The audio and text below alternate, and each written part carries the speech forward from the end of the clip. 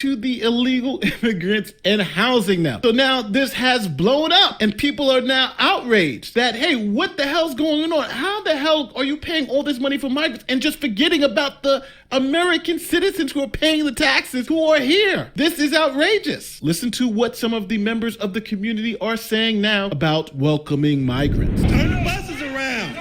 Turn the buses around. You want to take the little scrap, the resources that we have, and put us at the bottom of the barrel? That's not fair. In Galewood, tensions are running high over a plan to turn that. Hey, guy, DJ Wonder Chrissy coming back at you again. And today we're going to talk about the migrant crisis in the city of Chicago. In the last couple of weeks, it's kind of ramped up around here. I think we're getting about 1,000 new migrants every week. At least now. They're saying anywhere from 10 to 20 buses per day are arriving from Texas, and Chicago is running out of space, or they have run out of space to put these people.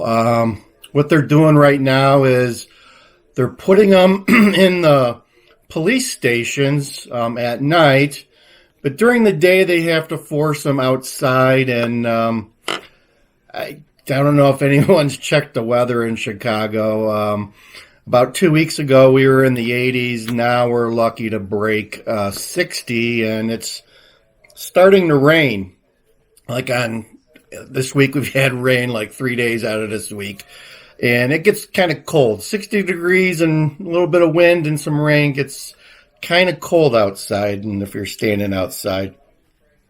So they're using the police stations. There's like almost 800 at baggage claim at one of the terminals in O'Hare.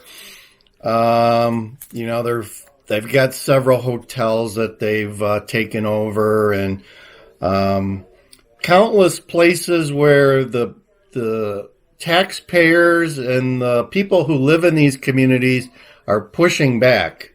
Take the little scrap, the resources that we have, and put us at the bottom of the barrel? That's not fair. In Galewood, tensions are running high over a plan to turn the Edmondson Park field house into a shelter. Yeah, that proposal is angering residents who packed into a meeting tonight that was standing room only.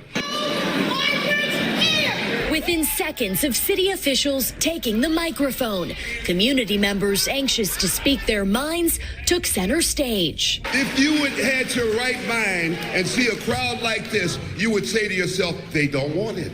And we're not anti-migrants, but it shouldn't be on our backs. Still unclear when approximately 200 migrants might be moving in.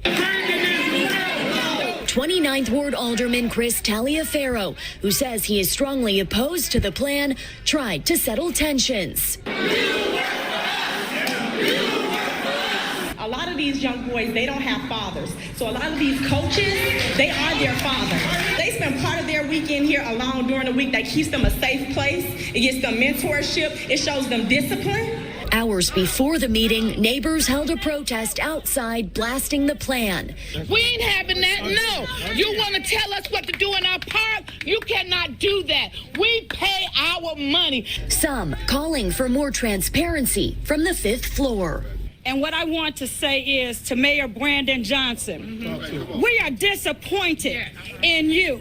Many areas of Chicago, they've tried to use the Park District field houses and some close schools that they have. And when they have their community meetings to get input from the public, there's a pretty large majority of down thumbs, folks, and people aren't happy with their politicians that they elected, and that would be Brandon Johnson, the new mayor of the city of Chicago.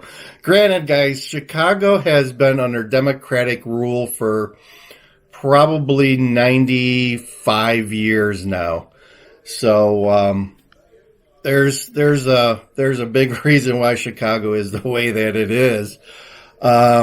I also saw that one of the TV stations finally got some data from a FOIA request that shows that in 1 month, the city of Chicago paid one organization $72 million to staff the migrant shelters. And this was like a couple of months ago, and I don't think the count of people was that high, but yeah, they're kind of going with the scattered housing approach with the migrants here. They got them all over the city, and they're looking for any place to put them. And we're getting close to winter. There was talk of I think they have a signed contract, but I haven't heard anything lately. They are going to be putting up some FEMA tents, some similar tents to the FEMA tents. They haven't really said where they're going to put them, but, you know, any of you guys who've lived through a Chicago winter or seen what winter looks like in Chicago, living in like one of those FEMA tents is probably not going to be a good experience. It gets cold and snowy in Chicago. It's nothing for us. Usually for a couple of weeks in January or early February, we'll run through 10 days to maybe 3 weeks worth of weather where it's 0 or below, maybe sometimes like 20, 30 below for a couple of days. And we just get that, 10 straight days at least. So living in a tent made out of some type of plastic and and pumped in heat might not work real well. So we'll wait to see how that all plays out. But I really expected them to start putting these people in our convention center, but I don't know if they're doing conventions or not. That's called McCormick Place. I know during the pandemic they had put some hospital and triage space in McCormick Place with FEMA tents. So I don't know where those tents ended up, but it would make sense to put them back in McCormick Place there along the lake and see. But I mean, we're talking right now. Last I heard, we have 18,000 immigrants coming to Chicago this year. It seems like the vast majority of them are Venezuelan, and most of them don't speak English, folks. Don't speak English.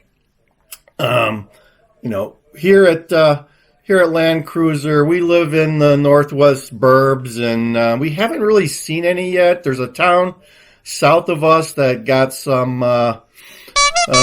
grants from the government, maybe $1 million or $2 million. And to our east, there's a county, Lake County, Illinois, that also received some money from the state. Did I say federal? No, it was the state that gave out some grants. And so I guess they're taking in some of these people and trying to find some places for them. Kudos to them, but I really don't want them in my neighborhood. Sorry, folks. If you're not here legally, you shouldn't be here. That's my stance. So I'm more than happy to pay for them to go home wherever they came from. But I certainly don't want my taxes to go up. And as I see it, there's a lot of my tax dollars that are being utilized for people who should not be here. So I think Chicago was told by our governor, who's also Democrat, but our governor basically told the city of Chicago that he's out of money. So I don't know if that's true or if he'll break down and find some more money. But last I heard, even in the city of Chicago, Chicago's budget is always hundreds of millions, out of whack every time they try to come up with a budget. So I heard they're already looking at next year's budget and they're at least $500 million short to make do with what they're doing to pay for the illegals right now. They're basically taking approved money from programs for citizens and diverting it to the programs for the illegals. So there's got to be impact, right, folks? So the impact is that the people who are citizens and who have been, funded for various programs, housing, food, healthcare, and what have you, are now seeing their resources go away and to provide for people that really shouldn't be here. So that's just an update on Chicago. Comment below what you think about what's going on here, and hey, if you'd like us to send you some, let us know that too. We'll forward the information to Brandon Johnson, and maybe he can fund a bus to some other cities and get them going. Like I said, there was one city, Joliet, Illinois, where Susie-Q and myself will go down there every once in a while. But someone accepted a grant down there of like $8 million, and the mayor and the chief police were left scratching their head because they knew nothing about this application for money for illegals, and they were getting ready. The city of Chicago is getting ready to send them 1,200 illegals in the paycheck to go with it, and the city said, "Hold on, we don't want this. No one proved this request." So they're working through that right now, and I got a feeling that they're not gonna allow the city to dump any of these people on them. So kudos to them. Kudos to the people who are standing up. Kudos to the people who are standing up and are taxpayers, right?